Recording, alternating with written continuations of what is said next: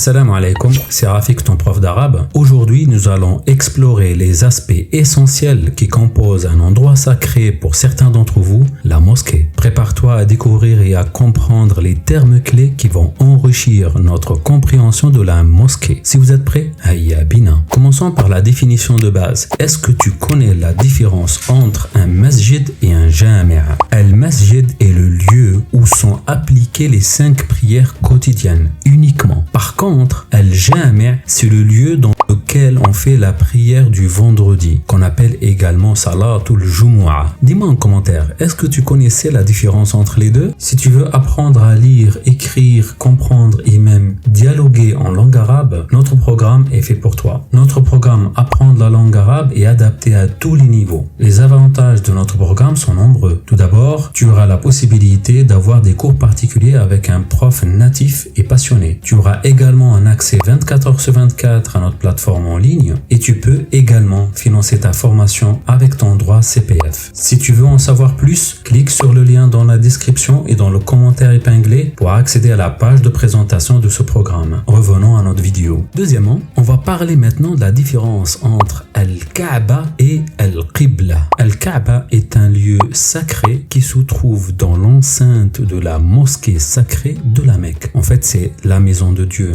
Al-Qibla, quant à elle, est la direction vers laquelle doit se tourner le fidèle musulman pour effectuer le rituel de la salat. Et ce qui peut prêter à confusion, c'est que les deux sont presque similaires. Il y a une petite nuance à garder là-dessus, c'est que Al-Kaaba est le lieu. Par contre, Al-Qibla est la trajectoire vers ce lieu. On va voir maintenant les différents endroits qui composent la mosquée. On a d'abord Mintaqatul Ahdiya ou la chausserie. On appelle ça Mintaqatul Ahdiya. Ce sont en fait les différentes étagères dans lesquelles on va poser ses chaussures. On a ensuite Al-Maïda. Al-Maïda, c'est la salle d'ablution. Après, on a Ghurfatus Salat. Ghurfatus As-Salat, la salle de prière. On a par la suite Misahatun Nisa ou bien Qa'atun Nisa. Qa'atun Nisa, c'est l'espace des femmes. Et pour finir, on a Al-Ma'dana. Al-Ma'dana, c'est le minaret. On va passer maintenant à l'intérieur de la mosquée et définir les différents coins et lieux qui composent l'intérieur de la mosquée. On a d'abord Zukhruful Masjid.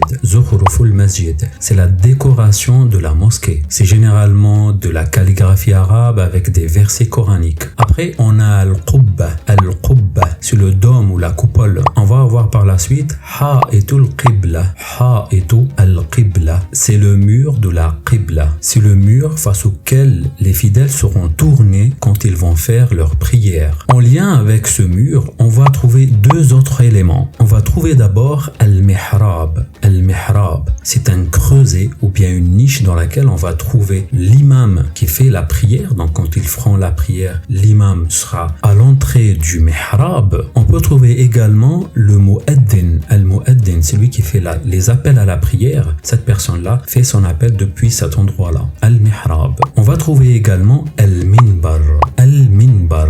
Le minbar signifie le chair. Al-Minbar. Al-Minbar, c'est une chaire qui est surélevée par laquelle Al-Khatib, le prédicateur, va donner son prêche du vendredi. Donc quand on fait la prière du vendredi, Salatul Jumu'ah, comme on a vu précédemment, Al-Khatib va donner son prêche depuis Al-Minbar. Il est important de noter que ces deux éléments sont essentiels pour composer une mosquée. En gros, sans eux, il n'y a pas de mosquée. On finit cette partie avec un mot aussi, c'est Al-Adhan. Al-Adhan, c'est l'appel à la prière. On va parler maintenant des différentes personnes qu'on peut rencontrer à l'intérieur de la mosquée. On a tout d'abord Al-Imam. Al-Imam, l'imam, c'est lui qui fait les 5 prières, qui fait les prêches du vendredi. On a ensuite Al-Mu'addin, c'est celui qui fait les appels à la prière. Al-Mu'addin. Après, on a bien sûr Al-Musalloun. Al-Musalloun, c'est les fidèles, les musulmans. Et bien évidemment, dans une mosquée, on fait quoi? On fait As-Salat. As-Salat, la prière. Et voilà, nous arrivons à la fin de cette vidéo. J'espère qu'elle vous a plu et elle vous a enrichi de nouveaux vocabulaires en langue arabe. Si vous voulez aller plus loin et découvrir d'autres leçons, donc cliquez sur l'une des vignettes qui va s'afficher sur l'écran. Et moi, je vous dis assalamu alaikum wa rahmatullah.